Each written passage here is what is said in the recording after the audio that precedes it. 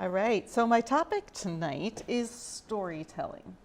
Now, I'm not much of a verbal storyteller. Somehow, by the time I reach the exciting part of a story, people always seem to know what I'm going to say. You know how you tell that joke and the punchline comes out before you intend it to? That's me. Or I tend to go off on rabbit trails, and next thing I know, my audience is like refilling their wine glasses, that kind of thing. But when I write, I have time to think. I have time to strategize. And so I'm going to attempt to read you something tonight that I have just written, as you may have observed me scurrying off to corners. I don't advise writing something like I'm trying to present tonight as an example of good storytelling at the last minute. Totally don't advise that. But I'm going to make an attempt to read something that I've written, and then we're going to talk about what makes it good storytelling. We hope it's good storytelling. All right, so, I should warn you, if any of you are particularly sensitive to the Kavanaugh story, you might want to not be here. The orange leaf on the bush across the courtyard catches my eye as I lean my elbows on the top of the brick wall outside my office, and I listen to my adult daughter chatter in my ear. I look forward to Jess's daily updates as she launches her career in wildlife conservation and her life in Michigan. But today, the burst of colors on the otherwise green bush here in rural Pennsylvania wants my attention too. It seems as if the harbinger of fall has gotten a little excited about the coming cool temperatures and has put its last oomph into being the first to flash its colors. Odd leaf, I think, even as I affirm the management skills that Jess's boss is noticing. It's nice to hear her happy today, because I know the news about Christine Blasey Ford's claim that she was sexually assaulted by Supreme Court nominee Brett Kavanaugh has infuriated her. The sunshine that warms my face and causes me to squint is a gift, squeezed between cloudy summer days and weeks of rain, flooding, and general gloom. The weather matches my overall sense of political hopelessness that haunts every future hope and plan. So I don't mind basking in this brightness of the sun for a while, even if deadlines lash at my back. My soul needs light.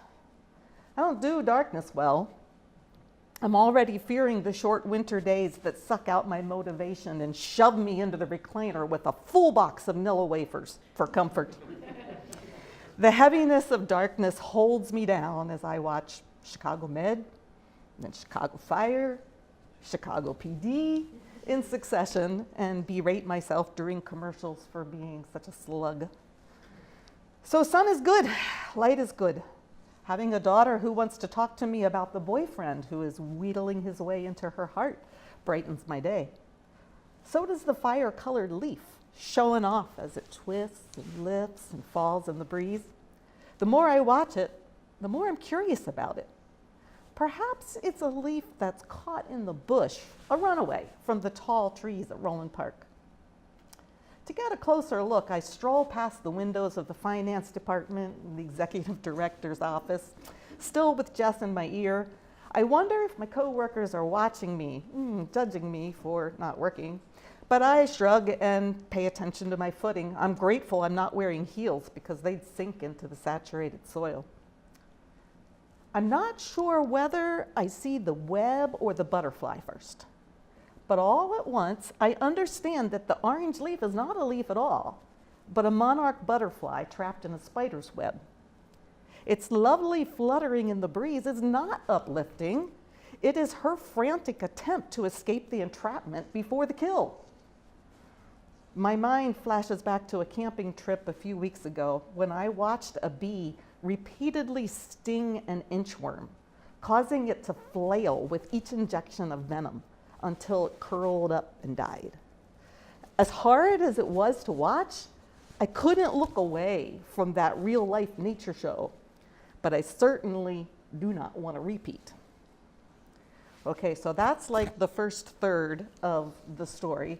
And I want to take a little bit of time to look at why I did what I did. I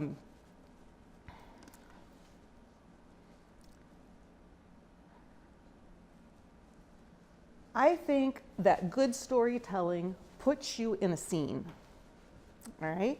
So if I ask you to draw a picture right now of what I just described, could you sketch it? Could you tell me what kind of day it was? Can you tell me what time of year it was? Can you tell me a little bit about what I was wearing? Can you tell me what color the leaf was? You know, that kind of thing. I'm hoping that you can, not because I said the leaf was orange and it stuck on a bush and whatever, but because I tried to build the scene with details. With details and with senses. I really would like to get better at telling stories with senses because I tend to be a sight person, but the hearing, what did I hear? What did I smell? Of course, that's a little tough for me since I don't smell very much, but what was the tactile feeling? I encourage you to try that in your writing. It helps to put people right there. The details. I didn't just tell you that I like to binge on cookies.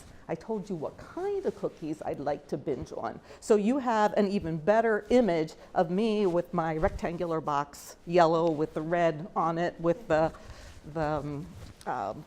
cookies in there. When I just recently, about a year ago, graduated from a master's degree program in writing. And one of the things the professors told me when I started the program was that they'd hand out these sample writing things and they'd say, and we would spend 30 minutes analyzing why did the writer use dismayed instead of disappointed? You know, why did they choose the word the instead of the word a? And I would at the end of the class, I'd call my daughter and I'd be like, I don't want to do this. There is no way that a writer thinks about every single word and chooses every single word for a specific reason in what they write. They just write to tell a message. And after 4 years of doing what they asked me to do, I find that indeed, almost every single word that I write is chosen for a specific reason. In this part, I chose very specifically words like oomph, succumb, lash, verbs that are strong, words that carry a punch when you hear them, not the is, are, was, were, have, has, be, been business. You've got to use words that catch people. I chose this story because it has inherent suspense. Now, you don't think when I start talking about a leaf that this is going to have any suspense to it whatsoever. And it's certainly not J.K. Rowling kind of suspense, not Alfred Hitchcock. But by the end of the section, did you not want to know what was going to happen to the butterfly? Did you want to know if it was going to get eaten or not? Now, how did I lead you there? This is what I tried to do. Whether this is true or not, or whether this actually worked or not, that's up to you to determine. But I started with the leaf. I talk about some other things. I'd pull back to the leaf. Just keep pulling you there. So you have to, I hoped, as a reader, you would begin to wonder, why is she so obsessed with the dang leaf? You know, it must matter. Why does it matter, right? Okay. I'm also bringing in things that you would think weren't like really connected. I'm talking about my daughter, her boyfriend. I'm talking about me and the darkness and the light. What is that about? It raises questions for you, and hopefully those questions pull you on to the next section of the story.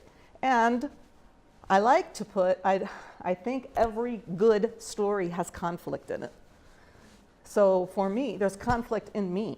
There's conflict between the butterfly and the spider. There's conflict with Kavanaugh and my daughter. There's conflict there. That also always makes you want to move on a little bit further.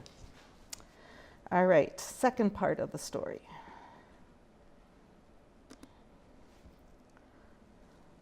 Christine Blasey Ford says she too was trapped under Brett Kavanaugh, a drunken teenager who lay on top of her, pinning her down on the bed.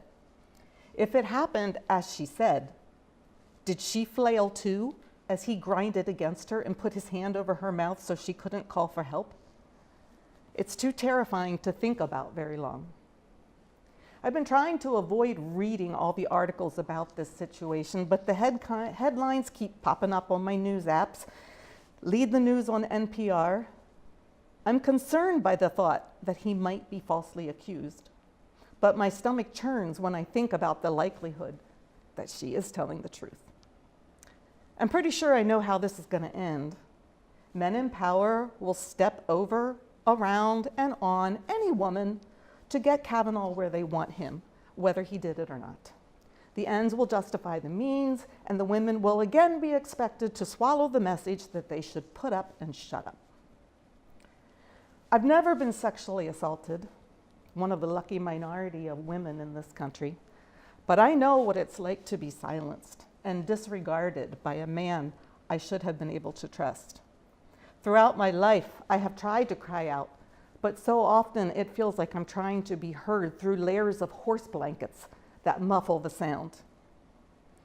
You're a baby who won't stop crying, so it's okay to beat you.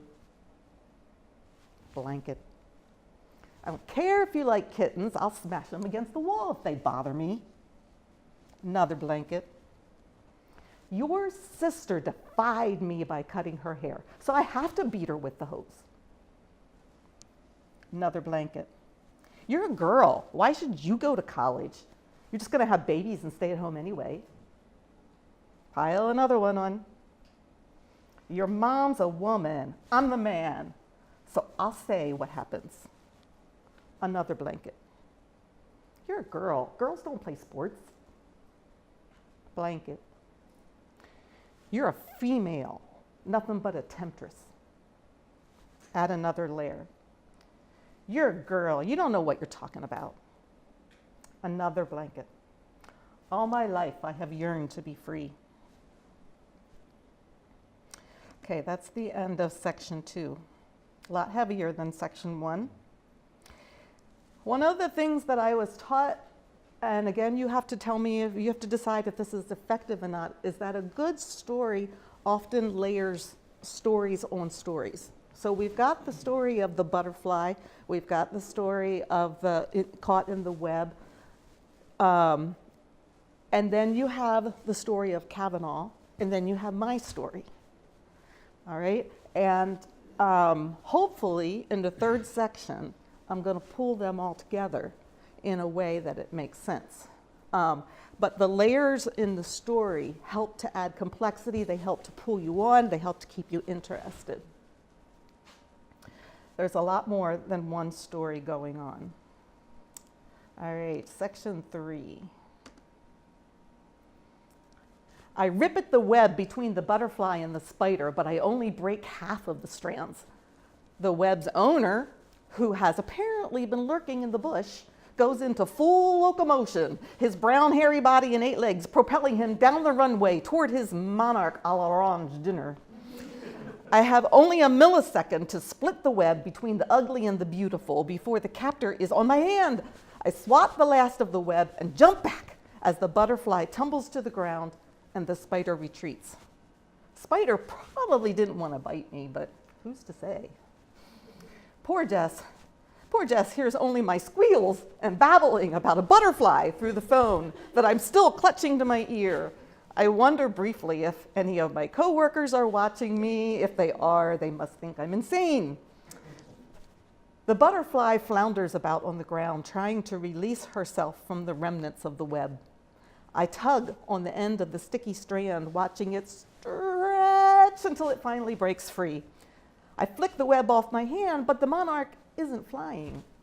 I watch its eyelash-thin legs struggle to break free of one more piece of web that binds her leg to her wing.